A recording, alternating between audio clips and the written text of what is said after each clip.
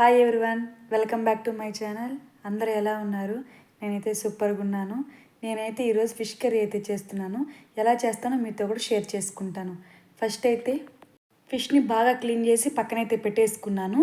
వెడల్పుగా ఉండే ప్లేట్ అయితే ఒకటి తీసుకోండి. వెడల్పుగా ఉండేదైతే ఎందుకు అంటున్నానంటే ముక్కలకి మసాలా పట్టించడానికి ఫ్రీగా ఉంటుంది. నేనైతే 2 కేజీల చేప అయితే తీసుకున్నానండి. 2 కేజీల చేపలోకి ఎంతంత ఏమేమి వేస్తానో చూపిస్తాను. ఫస్ట్ అయితే కొంచెం రాళ్ళ ఉప్పు అయితే వేసుకోండి. రాళ్ళ ఉప్పు వేస్తే బాగుంటుంది. నేనైతే కొద్దిగానే యాడ్ చేసుకుంటున్నాను రాళ్ళ ఉప్పు. సరిపోకపోతే పులుసులో కూడా వేసుకుంటాను. తర్వాత 3 టేబుల్ స్పూన్లు కారం అయితే యాడ్ చేసుకోండి. నేనైతే స్పైసీ కొంచెం తక్కువ తింటాను కాబట్టి తక్కువ వేసుకుంటున్నాను. మీరు స్పైసీగా ఎక్కువగా కావాలంటే ఎక్కువ కూడా వేసుకోవచ్చు. తర్వాత 1 టేబుల్ స్పూన్ పసుపు కూడా యాడ్ చేసుకోవాలి.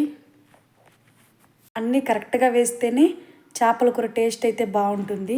ఇప్పుడైతే కొంచెం అల్లం పేస్ట్ కూడా యాడ్ చేసుకుంటున్నాను. అల్లం పేస్ట్ అయితే కొంచెం ఎక్కువే వేసుకోండి, ఎందుకంటే నీసు వాసన అయితే ఉండదు. ఇప్పుడైతే బాగా కలుపుకోండి మసాలాని. ఎంత బాగా కలుపుకుంటే అంత బాగా ముక్కలకు పడుతుంది మసాలా. చాలా టేస్ట్గా ఉంటుంది.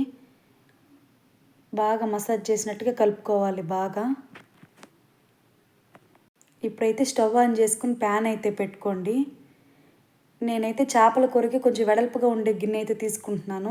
ఎందుకంటే తిప్పేటప్పుడు ముక్క అయితే విరిగిపోకుండా ఉంటుందండి. ప్యాన్ వీటెక్కిన తర్వాత ఆయిల్ అయితే వేసుకున్నాను. చేపల కూరకి కొంచెం ఆయిల్ ఎక్కువగానే వేయండి. ఆయిల్ వేస్తే టేస్ట్ బాగుంటుంది. ఆయిల్ కాగిపోయిన తర్వాత ఆనియన్స్ అయితే వేసేసాను. ఆనియన్స్ కూడా బాగా తిప్పాలి. సిమ్లోనే పెట్టి తిప్పాలండి. అప్పుడు బాగా మగ్గిపోతాయి, టేస్టీగా ఉంటుంది. అప్పుడు కొంచెం లైట్గా గోల్డెన్ కలర్లోకి అయితే రావాలండి. ఇంకా రావాలి. వస్తే అప్పుడు బాగా వాడిపోయినట్టు. ఇప్పుడైతే వచ్చేసినాయండి. నేనైతే చేప ముక్కలను అయితే వేసేసుకుంటున్నాను.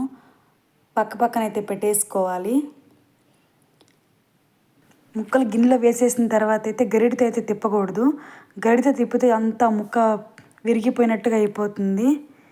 చాలా జాగ్రత్తగా చేయాలండి చేపల కూర. ఇట్లా గిన్నెని పట్టుకుని ఇట్లా ముక్కను ఇట్లా ఎగరేయాలి. ఎగరేస్తే ముక్క చెదిరిపోకుండా ఉంటుంది. ఇప్పుడు 5 నిమిషాలు సిమ్లో పెట్టి ఉడికించుకోవాలి.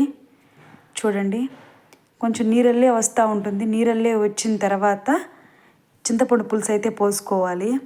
నేనైతే ముందుగానే చింతపండు నానబెట్టి కలిపి పెట్టుకున్నాను.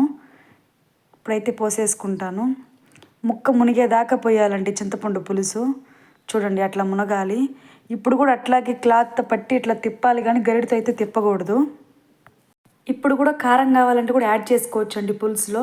లేదు మాకు కారం ఇంకా సరిపోదు, ఇంకా కావాలి అనుకుంటే ఫైనల్లీ దించుకునే ముందు అయితే కొత్తిమీర అయితే వేసుకోవాలండి. ఇప్పుడు జస్ట్ పులుసు అట్లా పెట్టి చూడొచ్చు. లైట్గా పులుసు చిక్కబడేదాకా ఉంచుకుని స్టవ్ అయితే ఆఫ్ చేసేయాలండి. ఫైనల్లీ లుక్ అయితే ఇట్లా ఉందండి. వీడియో నచ్చితే లైక్ చేసి సబ్స్క్రైబ్ చేయండి. Thank you for watching.